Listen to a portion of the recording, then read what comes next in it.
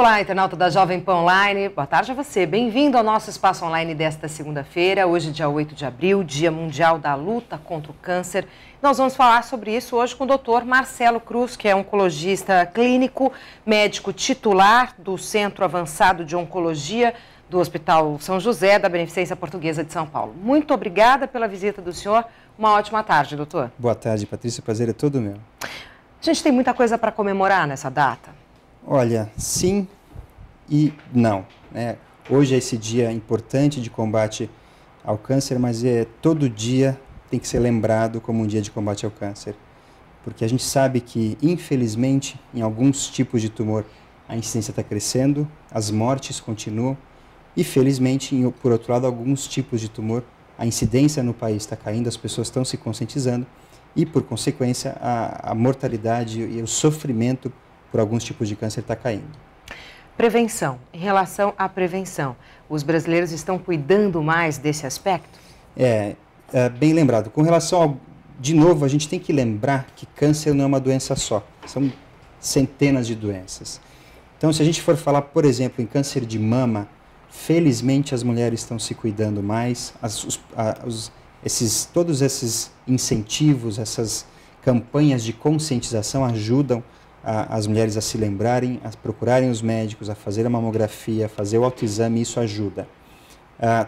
Câncer de pulmão, por exemplo, a coisa ainda, infelizmente, está muito ruim, né? Nós tivemos recentemente, com a mudança de leis em São Paulo, proibindo-se fumar em ambientes fechados, em restaurantes, em bares e teatros. Isso é muito importante. Isso traz uma conscientização diária dos riscos do tabagismo. Mas, infelizmente, a incidência, a quantidade de pessoas fumando ainda é alta e isso vai, mais para frente, ter o seu resultado com a alta incidência e mortalidade por câncer de pulmão. Quanto antes a doença for diagnosticada, mais fácil é o tratamento e as chances de cura. Exato. Sempre que a gente tem um diagnóstico precoce, a gente consegue ter uma maior chance de controlar essa doença, de tratar o paciente e de curar, né? Isso é fato.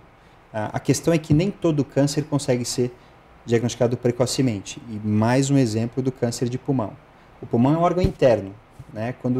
Só para você ter uma ideia, de cada 10 pacientes que têm diagnóstico de câncer de pulmão, 8 a 9 o câncer já está avançado. Então, de cada 10 pacientes, talvez 1 ou 2 vão conseguir fazer um tratamento local e ter uma chance de cura. Os 80 a 90% do restante dos pacientes não. O câncer infelizmente vai estar avançado, nós temos novos tratamentos para tentar controlar, para aumentar as chances de vida do paciente, o tempo de vida, para controlar os sintomas e para dar qualidade de vida, mas cura não. O senhor está falando do câncer de pulmão. Exato. Porque quando ele é descoberto ele já está avançado? Porque não dá nenhum sinal, nenhum sintoma? Ele dá sintomas, mas de uma forma geral tem duas coisas importantes. Quando ele dá sintomas já é tardio. O câncer ele se desenvolve rápido, geralmente se metastatiza, ele se dissemina, ele se espalha para outros órgãos, como fígado, ossos, inclusive para o cérebro, de forma rápida. E quando ele dá sinal, já é tarde, né? Então ele tem duas coisas, a evolução dele, a história natural desse tumor é rápida, ele cresce rápido, se espalha rápido, e mesmo quando ele dá sintoma, na maioria das vezes é tardio. Então, esses são os dois problemas grandes do câncer de pulmão. E ele está diretamente ligado ao tabagismo? 90% das vezes ele está diretamente relacionado ao tabagismo. É claro que nós temos um grupo de pacientes que tem câncer de pulmão e nunca fumou. Não foi um fumante ativo, nunca fumou. Mas ele pode ter sido um fumante passivo. Então, o pai fumou, ou a mãe fumou, marido, a mulher. Ele foi exposto de alguma forma a fumaça e a todos os agentes tóxicos do cigarro, ou por algum outro motivo, a exposição à radiação, algum outro poluente, ele pode desenvolver o câncer de pulmão sem fumar. O senhor falou que o câncer de pulmão preocupa realmente, os índices vêm sendo alavancados. Dá para a gente relacionar a poluição, a vida nas grandes cidades com isso também? Um pouco. Eu acredito que ainda o câncer de pulmão ele é multifatorial, vários são os fatores. É claro que um pouco pode ter relação com o aumento de poluição, mas sem dúvida ainda é o tabagismo o grande vilão dessa história. Doutor Marcelo, onde é que entra a parte genética nessa história toda, no desenvolvimento desta doença? Nós sabemos que, de uma forma geral, em todos os cânceres, menos de 10% dos casos tem origem hereditária. Pode passar de pai para filho, tem uma história familiar onde eu tenho, o meu pai teve câncer, o meu avô teve câncer, e aí ou a avó, e aí você vai tentando ver se tem uma origem hereditária. Do ponto de vista genético, quando a gente fala em genética, é aquela célula, por exemplo, do pulmão, que é normal e que sofreu alguma alteração ao longo da vida da pessoa e aí desenvolveu um câncer. Então, do ponto de vista genético, praticamente todos os tumores surgem a partir daí. A célula está normal, ela está boa, a pessoa fuma 1, 2, 10, 20 anos e ao longo do tempo esses carcinógenos, esses agentes tóxicos vão levar a alteração genética na célula e a desenvolver um câncer de pulmão. Os exames hoje que nós temos disponíveis para diagnóstico, eles estão excepcionais, enfim, a gente tem muito o que agradecer, né, a nossa população? Sem dúvida. A gente, felizmente hoje, as técnicas diagnósticas, principalmente por imagem, estão muito boas. Então a gente consegue definir em tumores de 1 centímetro até menores, nódulos pulmonares, por exemplo, de 1 centímetro ou até menores, definir, achar esse nódulo, identificar se é tumor ou não e a partir daí tratar. É claro que isso ainda, a gente, como oncologista clínico e como pesquisador, a gente gostaria de encontrar não um nódulo de 1 centímetro, mas uma célula de câncer.